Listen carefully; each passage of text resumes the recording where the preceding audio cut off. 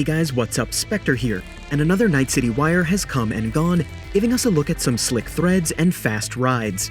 I'll be discussing what we learned this episode, as well as a few other tidbits of Cyberpunk info for those of you who want a deeper dive. Let's begin.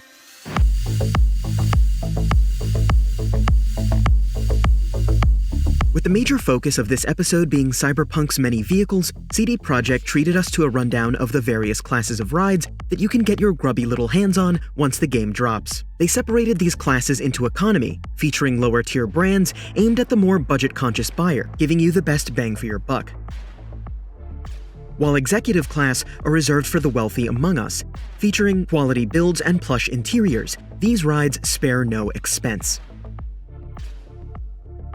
And another class of vehicle that we've barely seen, heavy duty. These roving chonks are almost unstoppable, heavily clad in armor, and will take some pretty heavy-duty artillery to take down. If you prefer speed over size, sports cars will do the trick. These highly sought-after tuner beasts are brought to you by brands such as Quadra. And finally, for the cars anyway, meet the hypercar class.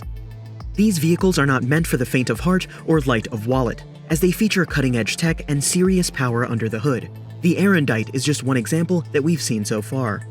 And while CD Projekt only touched on these categories and brands, I have a whole video dedicated to the history of those brands and the car scene in Night City as a whole, packed with lore and info you'd only get otherwise by purchasing the Cyberpunk art book, so go check that out in the top right or at the end of the video if you'd like to learn more.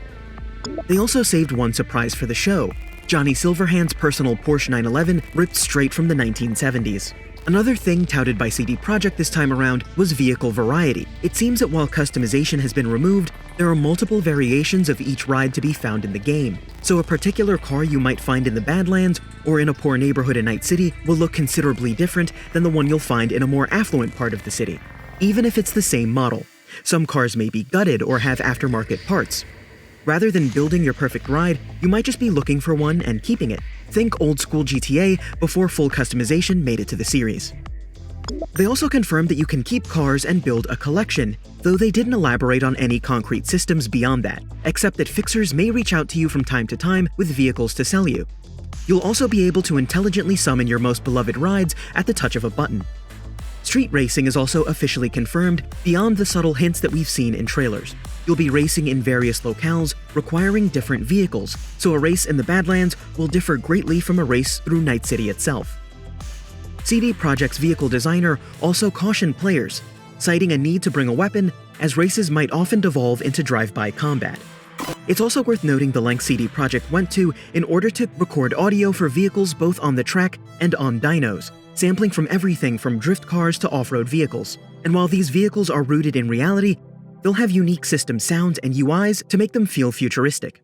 For you motorcycle fans, don't worry, you haven't been left behind either. CD Projekt has teamed up with Keanu Reeves in order to feature a motorcycle inspired by the Method 143, a bike built and sold by Arch Motorcycles, Keanu's own garage and bike brand. Your ride won't be the only way you express yourself in Night City, as fashion plays a large role in that as well. CD Projekt ran viewers through the various styles, from the bright style over substance look of kitsch to the survival over style looks of entropism. We also got another look at the deadly elegance of neo-militarism, reserved for the wealthy corpos of the city, as well as neo-kitsch, an adaptation of kitsch that borrows its over-the-top colorful look but adapted and elevated with expensive patterns and materials, making sure only the 1% of the 1% can afford it. And by the way, if you want to learn more about how the wealthy in Cyberpunk live, make sure to check out my What It's Like to Be Rich in Night City video in the top right or at the end of this one. But that wasn't all. This Night City Wire came with a few announcements. For those of you looking to try Cyberpunk on Stadia, CD Projekt has confirmed it will launch day and date with other platforms on November 19th.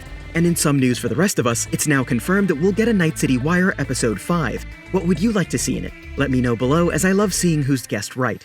But that's it for everything we learned from Night City Wire Episode 4. If you haven't, check out my other lore dives in the description or at the end of this video. And make sure you're subbed, as I'll be covering this game well through release and beyond. And as always, thanks for watching, guys.